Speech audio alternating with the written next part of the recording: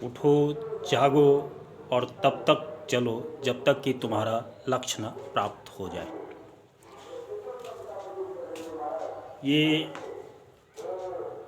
कोई साधारण पुरुष का कथन नहीं है, ये बल्कि एक ऐसे महापुरुष का कथन है जिन्होंने भारत का पताका संपूर्ण विश्व में फहराया था। और आज का युवा पीढ़ी उससे कदम कदम पर प्रेरित हो रहे हैं और आगे युगों युगों ऐसे महापुरुष हैं जिन्हें युगों युगों तक भारत के युवा याद करते रहेंगे और उसे प्रेरित करते रहेंगे। आज का विषय उन्हीं पुरुषों के लिए है जो विभिन्न प्रतियोगिता परीक्षाओं में अक्सर पूछे जाते हैं इनसे संबंधित प्रश्न को।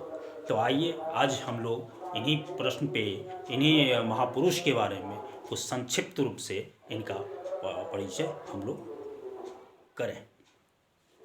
तो ये और कोई नहीं है बल्कि स्वामी विवेकानंद जी हैं। ये इनका जन्म भारत में होने से भारत धन्य हो गया और ख़ास करके 12 जनवरी, अभी हम लोगों का जो महीना निकल रहा है 12 जनवरी ये अजर अमर हो गया। और इसको आप क्योंकि इसी 12 जनवरी 1863 को ये हमारे जो महापुरुष थे वो श्री विवेकानंद महाराज जी, गोस्वामी विवेकानंद महाराज जी, उनका जन्म हुआ था। तो 12 जनवरी भी धन्य हो गया। 12 जनवरी 1863 ये भी धन्य हो गया कि इस दिन हमारे महापुरुष जो स्वामी विवेकानंद महाराज थे उनका जन्म हुआ था। और कहाँ जन्म हुआ था? ये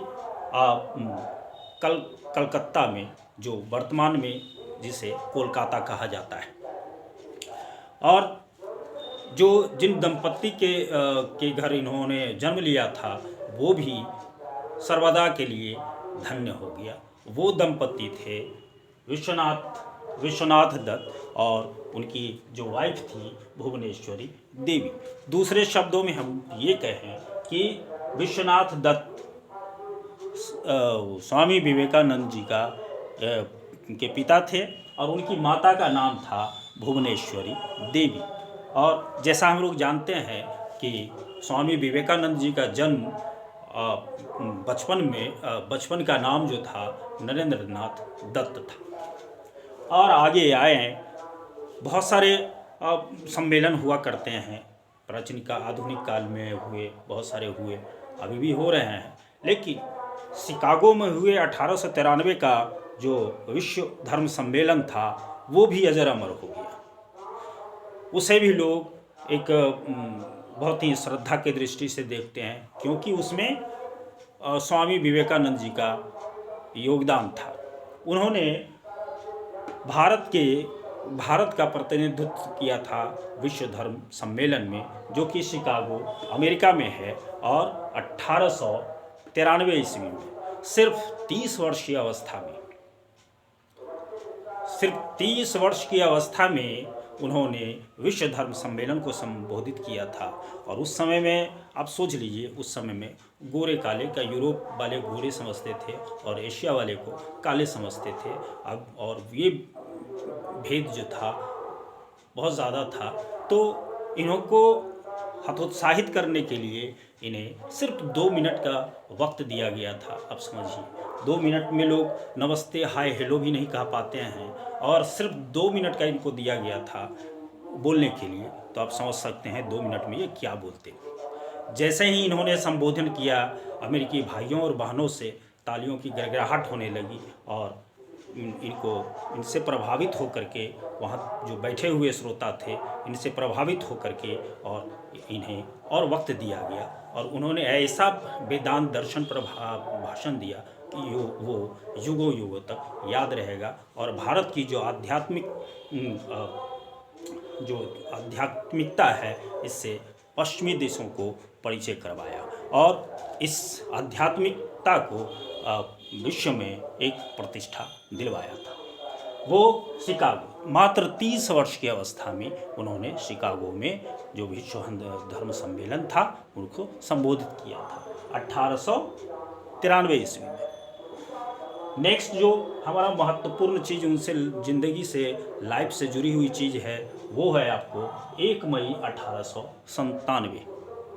1 मई 1897 ये तीसरा महत्वपूर्ण चीज़ है जो कि स्वामी विवेकानंद से जुड़ा हुआ चीज़ है। वो है इस दिन रामकृष्ण मिशन सोसाइटी की उन्होंने 1 मई 1897 ईस्वी में एक रामकृष्ण मिशन सोसाइटी की उन्होंने स्थापना की थी। कहाँ किया था? बेलूर में।